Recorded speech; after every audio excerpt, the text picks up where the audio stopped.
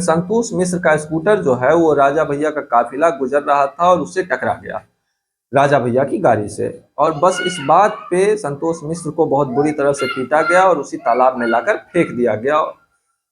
बाद में फिर जाके उसका कंकाल मिला। यूपी में एक जगह है प्रतापगढ़, और उस प्रतापगढ़ के अंदर ही आता है भद्री रियासत। पुराने जमाने में छोटे छोटे सारी रियासतें हुआ करती थी, तो उसी भद्री रियासत जो है उसी में जन्म होता है कुंवर रघुराज प्रताप सिंह का। इस पूरी फैमिली में जो एक बहुत फेमस नाम था वो रघुराज प्रताप सिंह यानी कि राजा भैया के दादा का। इनके दादा राजा बजरंग बहादुर सिंह ये स्वतंत्रता सेनानी रहे। उसके अलावा पंतनगर जो एग्रीकल्चर यूनिवर्सिटी है उनके फाउंडर वाइस चांसलर भी थे। इसके अलावा हिमाचल प्रदेश के गवर्नर रहे राजा बजरंग बहादुर सिंह, राजा भैया के दादा। तो इनका ये कद था। कहते हैं कि राजा बजरंग बहादुर सिंह ने उदय प्रताप सिंह को गोद लिया था। उदय प्रताप सिंह मतलब जो राजा भैया के पिता है। और उसके बाद फिर राजा भैया का जन्म हुआ। अब जो उदय प्रताप सिंह थे वो खुद जो थे वो देहरादून के दून जो जाने माने स्कूल है वहां पढ़ाई किए। लेकिन उनका मानना था कि वो कहते थे कि जो ज्यादा पढ़ते लिखते हैं वो बुजदिल हो जाते हैं, तो वो राजा भैया को ज्यादा हाई फाई स्कूल कॉलेज में नहीं भेजना चाहते थे। शुरुआत में उन्होंने इलाहाबाद में करवाई उनकी पढ़ाई और फिर लखनऊ यूनिवर्सिटी भेजा। और वहां से राजा भैया ने लॉ की डिग्री ली। इसके अलावा मिलिट्री साइंस, मध्यकालीन भारत के इतिहास में भी डिग्री ली। और पढ़ाई लिखाई और तब तक सब कुछ ठीक चल रहा था। लेकिन उस जमाने में भी कहते हैं कि उनके जो राजा भैया के पिता थे उनके बारे में पुलिस में जो रिकॉर्ड था कि वो एक हिस्ट्री सीटर हैं और कुछ लोग हैं जिनके गिरोह के सरगना हैं। और राजा भैया का भी आगे चलकर नाम इसी सिलसिले में जुड़ा। राजा भैया के बारे में दो तीन चीजें जो हैं वो बड़ी फेमस हैं। पूरे कुंडा में जो एक चीज मालूम है कि राजा भैया घुड़सवारी, निशानेबाजी, क्योंकि रॉयल फैमिली से आते हैं तो शौकीन हैं।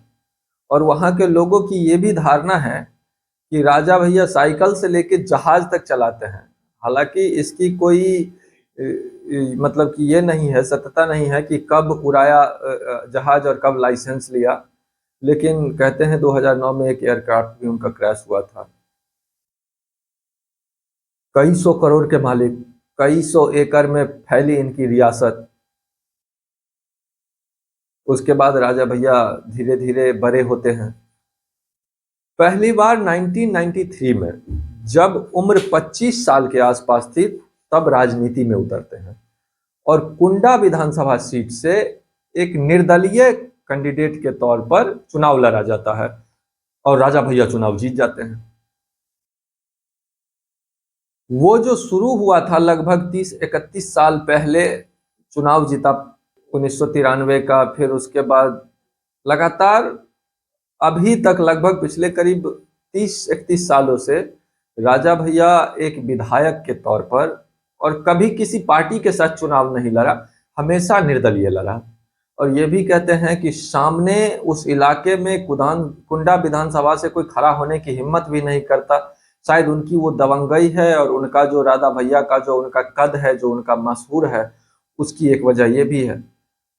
तो कोई भी पार्टी अपना ऐसा उम्मीदवार वहां पर खड़ा भी नहीं करती। हालांकि राजा भैया की हर पार्टी के साथ दोस्ती है, समाजवादी पार्टी से खास तौर पर दोस्ती है। सिर्फ एक बीएसपी को साइड कर दें जिससे कभी बनी नहीं, उसके बाद कांग्रेस, बीजेपी, समाजवादी हो, चाहे जो भी पार्टी है वो। बल्कि राजा भैया कई बार ओपनली बोल चुके हैं कि राजा जो मुलायम सिंह यादव है वो उनके गुरु हैं, कल्याण सिंह और बाकी लोग हैं, बल्कि राजनाथ सिंह जो होम मिनिस्टर हैं वो उनके रिश्तेदार हैं, होम मिनिस्टर थे वो इनके रिश्तेदार हैं।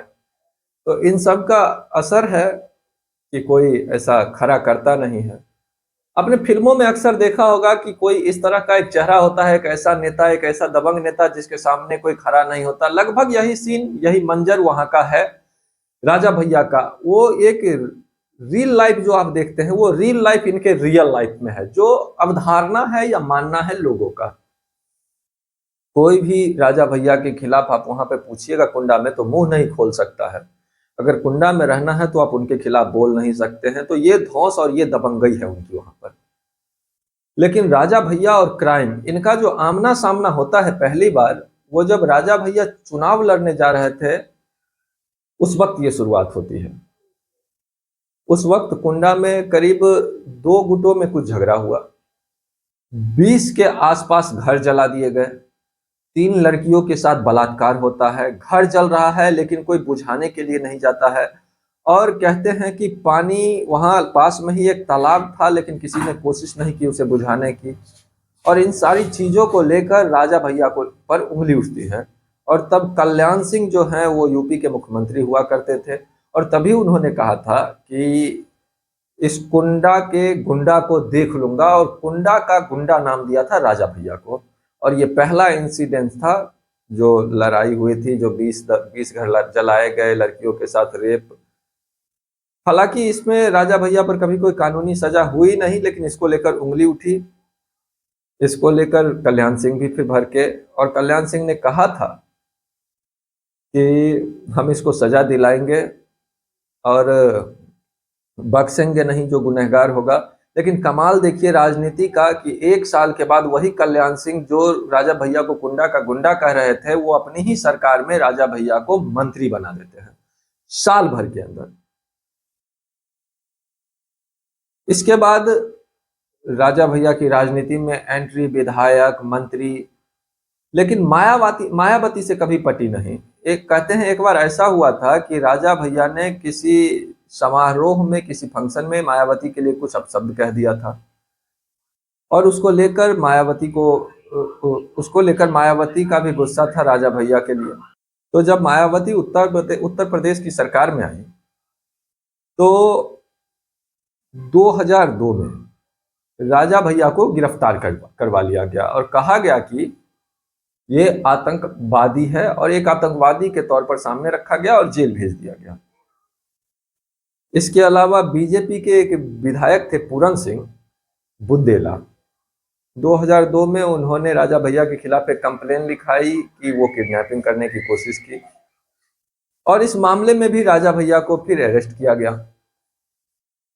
अब ये सारी चीजें चल रही थी। इस बीच में राजा भैया को लेकर के एक बड़ी चीज थी कि राजा भैया का जो कुंडा में अपना जो एम्पायर है, रियासत है, वहां पर एक तालाब है जो करीब 600 एकड़ में फैला हुआ है। 600 एकड़ के इस तालाब जो है वो पूरे रियासत के बीच में, उस तमाम तालाब को लेके तमाम बातें कि जो राजा भैया अपने दुश्मन होते हैं उसको तालाब में फेंक देते हैं, और तालाब में मगरमच्छ है वो, और मगरमच्छ का निवाला बन जाता है, मगरमच्छ खा लेता है। तो ऐसे किस्से बहुत थे, लेकिन कभी इस बारे में कोई पुख्ता सबूत नहीं मिला। हाँ, जब मायावती ने गिरफ्तार करके जेल भेजा, उसके बाद कुंडा में छापेमारी कराई और इस तालाब की भी फिर तलाशी ली, तो उस तालाब से जब वहां खुदाई उदाई भी की गई तो एक कंकाल मिला था। और बाद में पता चला कि वो जो कंकाल था वो एक उसी कुंडा इलाके के एक नरसिंहगढ़ गांव जो है पड़ता है उस विधानसभा क्षेत्र में, तो उसी गांव के रहने वाले संतोष मिश्र नाम के एक शख्स का था जो तालाब से कंकाल मिला था। और संतोष मिश्र की कहानी ये सामने आई कि एक बार संतोष मिश्र का स्कूटर जो है वो राजा भैया का काफिला गुजर रहा था और उससे टकरा गया राजा भैया की गाड़ी से, और बस इस बात पे संतोष मिश्र को बहुत बुरी तरह से पीटा गया और उसी तालाब में लाकर फेंक दिया गया। बाद में फिर जाके उसका कंकाल मिला। तो ये बात 2001-2 की है। हालांकि इन सारी चीजों में तालाब को लेकर कभी भी पुख्ता तौर पर वाकई उस तालाब में ऐसा मगरमच्छ है, उस तालाब में दुश्मनों को फेंक दिया जाता है। एक फिल्म आपने देखा होगा कि वो साकाल कुर्सी पर बैठा रहता है टेबल घुमा के, और फिर वो अपने दुश्मनों को या गद्दारों को वो मगरमच्छ के तालाब में फेंक देता है। फिल्म का नाम मुझे याद नहीं है, लेकिन कुछ कुछ ऐसे ही बातें फैल रही थी कि दुश्मनों को तालाब में फेंक दिया जाता था। हालांकि इस बारे में कई बार पत्रकारों ने पूछा तो राजा भैया ने ये कहा कि अगर मगरमच्छ होता तो मेरी इस तालाब की सारी मछलियों को खा जाता, और वहां मछलियां भी है, और ये सारी बेकार की चीजें हैं। ये एक कहानी ये भी है कि एक बार जब लालू प्रसाद यादव, पहली बार लालू प्रसाद यादव राजा भैया से मिले थे, तो उन्होंने पूछा था कि आपकी तालाब के बारे में बहुत किस्सा चला है। तो खैर, जब मायावती का दौर था तो मायावती के दौर में गैंगस्टर एक्ट से लेके आतंकवाद निरोधक कानून जो है पोटा, वो तक राजा भैया पर लगाया गया। तालाब की तलाशी ली गई, AK-56 राइफल भी दिखाया गया, और फिर इसी पोटा एक्ट के तहत राजा भैया को जेल के अंदर डाल दिया गया। लेकिन उसके बाद 2003 में मुलायम सिंह की सरकार आती है। सपा के साथ राजा भैया के शुरू से अच्छे रिश्ते रहे, तो फिर पोटा हटा लेती है स्टेट सरकार। हालांकि सुप्रीम कोर्ट उस पर अड़ंगा डालती है, सरकार के इस फैसले के खिलाफ उनका कहना था। लेकिन उसके बाद धीरे धीरे ये केस खत्म हो जाता है, और फिर से वो मंत्री बनते हैं मुलायम सिंह की सरकार में। जो लास्ट चुनाव हुआ था यूपी में, उसमें जो हलफनामा हर कैंडिडेट को देना होता है कि आपके पास कितने संपत्ति हैं, कितने मुकदमे हैं, तो उसके हिसाब से राजा भैया के ऊपर सिर्फ एक मुकदमा है, बाकी सारे मुकदमे खत्म कर दिए गए, या गवाह नहीं मिले, या सबूत नहीं थे। ये सारी चीजें थी। लेकिन इस पूरे मामले में राजा भैया के ऊपर जो सबसे बड़ी उंगली उठी और उसके दबंगई और उनकी सारी चीजों को लेकर, वो थी डिप्टी एसपी के कत्ल को लेकर। और कुंडा में एक तैनाती हुई थी डिप्टी एसपी की, उनका नाम था जियाउल हक। और उनका वैसे भी कुंडा में कहते हैं कि चाहे पुलिस अफसर हो चाहे कुछ, जहां से कहते हैं कुंडा की सीमा शुरू होती है, वहां से राज्य सरकार के कानून खत्म हो जाते हैं, वहां से राजा भैया का कानून चलता है। ये ओपन है वहां पर आप पूछिएगा किसी से भी तो सब वहां पे यही बोलेंगे, जो होगा वही होगा जो राजा भैया चाहते हैं। उनकी जो वहां पे हवेली है, वहां पे अदालत लगती है, लोगों की सुनते हैं, वो बैठते हैं वहां पे, बैठ के वो फैसला करते हैं, निपटारा करते हैं। कई बार मीडिया ने पूछा तो वो कहते हैं कि तुम कोर्ट जाओगे 10, 15, 20 साल लगेंगे, और तुम मेरी बात मानते हो तो फिर यहीं पर फैसला हो जाएगा। चाहे घरेलू झगड़ा हो वहां पे, या फिर सास बहू का झगड़ा हो, जमीन का झगड़ा हो, या फिर किसी का भी झगड़ा हो, किसी का कब्जे का मामला हो, मारपीट का हो, कोई भी मैटर हो, वो फिर झगड़े जो है वो राजा भैया वहां पर निपटाते हैं। उस इलाके में एक ये भी है कि जब राजा भैया गुजरते हैं तो कमर तक लोग झुके रहते हैं। एक चीज और भी है, और ये भी सच है, कि जो राजा भैया की हवेली है कुंडा में, उस हवेली के अंदर कोई भी कार, जो उनकी अपनी कार है पूरी फैमिली की, वो जब तक मेन गेट के अंदर है तब तक वो कार स्टार्ट नहीं होती है। कार जब गेट के बाहर आ जाती है, हवेली के बाहर आ जाती है, तब उसको स्टार्ट किया जाता है, और तब हवेली से लेके और गेट के बाहर तक उसको धक्का देकर और खींच कर लाया जाता है। तो इसको कई तरह से जोड़ कर देखा गया है कि एक पुराने जो एक ये था कि वो टसन है कि पुराने जमाने में राजा महाराजा की बगियां खींची जाती थी, वो अपने आप को उसी तौर पर देख रहे हैं, इसीलिए गाड़ियों को वैसे खिंचवाते हैं, शाही ठाट बाट और वो अंदाज जो दिखाने के लिए। तो इस पे एक बार राजा भैया से सवाल पूछा गया था कि आपकी गाड़ी जो है, वो हवेली जो है, हवेली से लेकर और गेट तक, जब इंजन गाड़ी है, नई गाड़ी है, महंगी है, इंजन ठीक है, तो आप चालू करके भी बाहर तक आ सकते हैं, तो खींच के क्यों लाते हैं? तो उनका जवाब था कि उनका पिताजी जो है उदय प्रताप सिंह, वो पर्यावरण के बहुत बड़े प्रेमी हैं, और वो कभी नहीं चाहते हैं कि इसके अंदर पर्यावरण पे कोई असर पड़े। तो गाड़ी स्टार्ट होता है तो उससे पॉल्यूशन निकलता है, इसके लिए इस गाड़ी को गेट से बाहर जब खींच कर लाया जाता है तब स्टार्ट किया जाता है। हवेली के अंदर सवाल ही नहीं है कि गाड़ी को स्टार्ट कर सके। लेकिन इसमें कई सवाल भी उठते हैं कि आपने अपने गेट तक तो ध्यान दे दिया प्रदूषण का, लेकिन इसके बाहर भी तो हरियाली है, पेड़ पौधे हैं, वहां पर गाड़ी स्टार्ट होना भी, वहां पर प्रदूषण हो रहा है। लेकिन उनका कहना है कि अपने घर का वातावरण, अपने घर का माहौल अच्छा है, ये सोच है, बाकी जगह कहीं पर भी प्रदूषण है उसको सबको मिलकर खत्म करना चाहिए। लेकिन ये सवाल तो उठेगा। लेकिन उनके घर के अंदर कभी गाड़ी स्टार्ट नहीं होती, बाहर निकलने के बाद ही गाड़ी स्टार्ट होती है। तो खैर, ये सारी चीजें चल रही थी, लेकिन राजा भैया उसके बाद मंत्री थे, कई मंत्रालय उन्होंने अलग अलग पार्टियों में देखे। लेकिन जो सबसे बड़ा जो एक फिर हंगामा उठा, वो डिप्टी एसपी जियाउल हक की जब कुंडा में तैनाती हुई। तैनाती के बाद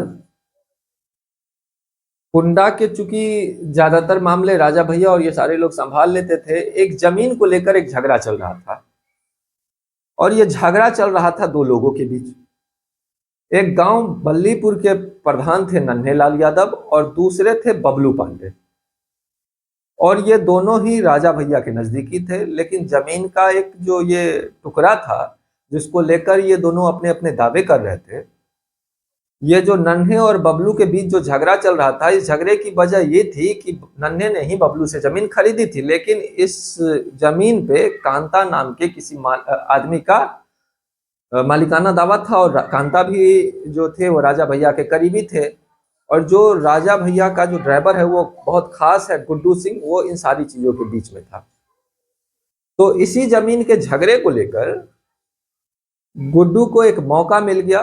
गुड्डू की नन्हे से कुछ पुरानी दुश्मनी थी पंचायत के चुनाव उनाव को लेकर। अब यहाँ पे ध्यान ये दीजिएगा कि गुड्डू राजा भैया का खास और गुड्डू की नन्हे से दुश्मनी चल रही है। तो एक दिन इसी झगड़े में नन्हे की गोली मारकर हत्या कर दी गई और उसके बाद उसके भाई की लाश भी उसी गांव में मिली। पुलिस ने इस केस में कोई एक्शन नहीं लिया, लेकिन सबको पता था कि किसने किया और क्यों किया। गुड्डू सिंह का भी नाम आ रहा है, लेकिन किसी ने कुछ नहीं किया, क्योंकि गुड्डू सिंह राजा भैया के करीबी, तो राजा भैया के खिलाफ कौन जाए। तो ये सारी चीजें चल रही थी। पुलिस भी एक तरह से मूक दर्शक बनी हुई थी, क्या करे क्या ना करे। तो जब पुलिस ने कोई कार्रवाई नहीं की तो घर वाले लगातार नाम ले रहे हैं कि इन लोगों ने मारा है। तो फिर नन्हे के फैमिली वाले और गांव वाले लोगों ने धरना और विरोध प्रदर्शन शुरू कर दिया और जगह जगह इन लोगों ने धरना जाम ये सब करना शुरू कर दिया। तो ये जब चीजें उठने लगी तो पुलिस के ऊपर भी प्रेशर आने लगा कि कुछ करो। तो ऐसे ही एक भीड़ उस दिन हिंसक हो गई, तो पुलिस को कुछ फायरिंग करनी पड़ी, आंसू गैस के गोले छोड़ने पड़े। इससे भीड़ और भड़क गई। इसके बाद उस भीड़ ने पुलिस पर हमला कर दिया। अब उसी हमले में गांव वाले और जो जियाउल हक जो डिप्टी एसपी थे उसे घेर लिया गया और बुरी तरह से पीटा गया। और नजदीक से डिप्टी एसपी जियाउल हक को 3 गोली मारी गई और उसकी मौके पर ही मौत हो गई। इस हादसे के बाद खैर बाकी पुलिस वाले आए, बॉडी को उठा कर ले गए, पोस्टमार्टम हुआ। डिप्टी एसपी जियाउल हक की जो सर्विस पिस्टल थी वो भी गायब थी। कहते ये हैं कि उन्हीं की पिस्टल से उन्हें गोली मारी गई थी। अब ये सारी चीजें हुई, उसके बाद जो इनकी वाइफ थी डिप्टी एसपी की, वो सामने आई और उन्होंने बताया कि वहां पर कौन बोले किसके खिलाफ। तो उन्होंने बाकायदा नामजद एफआईआर लिखाया कि इस हत्या में ये लोग शामिल है और इसमें खास तौर पर राजा भैया के जो ड्राइवर हैं गुड्डू और भी 5 लोगों का नाम आया और इन साजिश के पीछे राजा भैया का नाम एफआईआर में दर्ज किया गया। जब ये सारी चीजें हो रही थी तो वो राजा भैया यूपी की सरकार में जेल मंत्री थे। इसके बाद अब बहुत ज्यादा प्रेशर आता है तो सरकार भी दबाव में आती है और राजा भैया को मंत्रिमंडल से हटा दिया जाता है और उनको इस्तीफा देना पड़ता है। मामले की जांच चलती रहती है, मीडिया में भी ये खबर बहुत आई। उसके बाद फिर ये पुलिस से मामला लेकर सीबीआई को सौंप दिया जाता है। सीबीआई जांच करती है। सीबीआई जो इसमें बाकी जियाउल हक की जो वाइफ थी उन्होंने जिन जिन लोगों का नाम लिखा था उसके खिलाफ कार्रवाई करती है। लेकिन उसके अपने पूरी जांच में ये सीबीआई जो है वो राजा भैया को क्लीन चिट दे देती है। उसके बाद वो क्लीन चिट देने का जो रिपोर्ट है वो सीबीआई कोर्ट में पेश करती है, लेकिन सीबीआई की स्पेशल कोर्ट कहती है कि इसमें और एविडेंस जोड़िए और देखिए। इसका मतलब कि सीबीआई के उस रिपोर्ट से कोर्ट उस वक्त सहमत नहीं था कि पूरा मामला हुआ। उसके बाद राजा भैया फिर से चुनाव जीतते हैं, उसके बाद फिर मंत्री बनते हैं, फिर 17 का चुनाव होता है, फिर उसमें जीत जाते हैं, फिर आगे ये चुनाव होता है पीछे वाला, उसमें भी जीत जाते हैं। फिर वो अपनी पार्टी भी बनाते हैं, शायद जनसत्ता पार्टी करके है। और उनकी ये पूरी जो है साम्राज्य जो है उनका वो चलता रहता है। अब ये तो हो गई राजा भैया के पूरे जो उनकी विरासत है, जो उनके क्राइम की दुनिया है, उनके ऊपर शुरू में उनके पिता और ये जो है वो हिस्ट्री शीटर के नाम पर नाम दर्ज। लेकिन धीरे धीरे करके बहुत सारे ऐसे मामले थे, बहुत सारे ऐसे केसेस थे, बहुत सारे कहते हैं जो ऐसे केसेस थे कुंडा में जो पुलिस तक पहुंचे नहीं। कुंडा में एक तो ये है कि जब आप सरकार में हो, मंत्री हो, तो आपके इलाके में जो पुलिस और प्रशासन होती है वो आपके मर्जी के बिना ना किसी की तैनाती होती है वहां पर, और ना ही कोई वहां पर बाहर से आता है। आलम यह था कि एक बार जब ये बांदा की जेल में बंद थे राजा भैया, तो कहानी ये है कि उस जेल में जब ये बंद थे तो वहां के जेलर और बाकी स्टाफ जो थे वो जानबूझकर छुट्टी लेकर चले गए थे। किसी ने बीमारी का, किसी ने फैमिली में कुछ प्रॉब्लम का। वो लोग नहीं चाहते थे कि वो जेल में राजा भैया रहे और वो वहां पर ड्यूटी पर रहे और राजा भैया गुस्सा हो जाए, नाराज हो जाए और उसके बाद उन्हें पछताना पड़े। तो एक तो वो खुद जेल मंत्री रहे थे राजा भैया, लेकिन उसके बावजूद बांदा जेल में हालत ये थी कि उनकी बांदा जेल में आते ही जितने भी जेलर और वगैरह थे वो लोग छुट्टी लेके भागना चाहते थे। अब एक जिसके ऊपर दबंगई और ये सारी चीजें रही और वो खुद जेल मंत्री भी रहे, और यूपी की जेल की हालत आपको पता ही है। वहां पर स्टिंग ऑपरेशन होते रहते हैं, मोबाइल और सारी ऐशो आराम की चीजें वहां पर उपलब्ध रहती है। और जाहिर सी बात है जब राजा मंत्री जैसे जेल मंत्री होंगे जिनका जेल जाना आना जाना लगा रहा, तो वहां की हालत क्या होगी अब हम और आप बेहतर समझ सकते हैं इस हालत को। फिलहाल आलम यह है कि 31 साल के लगभग हो गए हैं और 31 साल से आज तक राजा भैया को कोई हराने वाला नहीं आया है। ये उनकी दबंगई है, ये उनका वर्चस्व है उस एरिया में, जैसा भी आप देखें।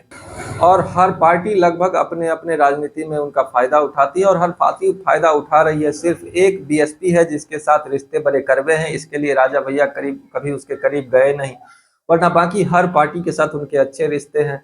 सरकार किसी की भी बने, राजा भैया जाहिर सी बात है मंत्री होंगे, क्योंकि विधायक तो वो हैं ही, हारते तो है नहीं। ऐसे लगातार चुनाव आते रहते हैं, चाहे वो लोकसभा हो या विधानसभा हो। राजा भैया का अपने क्षेत्र में तो असर है ही है, हर पार्टी उनके सामने झुक जाती है, सपोर्ट मारती है, मदद मांगती है। तो ये सारा चल रहा है। लेकिन कुंडा में आज भी जो है, चाहे कल्याण सिंह ने कहा था ये कुंडा का गुंडा है, लेकिन 30-31 साल से एक शख्स वहां पर विधायक है और आज भी उनका ओहदा वहां पर कायम है। और राजा भैया की जो है अभी भी वहां पर पूरे इलाके में तूती बोलती है। तो ये थी पूरी कहानी राजा भैया की। फिलहाल ये थी कहानी, आज की कहानी हम यहीं पर खत्म कर रहे हैं। कल फिर एक नए कहानी के साथ आपसे मुलाकात होगी। तब तक आपने अगर हमारे इस चैनल को सब्सक्राइब नहीं किया है तो सब्सक्राइब कर लीजिए, हमारे वीडियो को लाइक कीजिए, वीडियो को शेयर कीजिए। फिलहाल कल फिर आपसे एक नए केस के साथ हम मुलाकात करेंगे। तब तक के लिए धन्यवाद। मैं अभिषेक सिंह और आप देख रहे थे।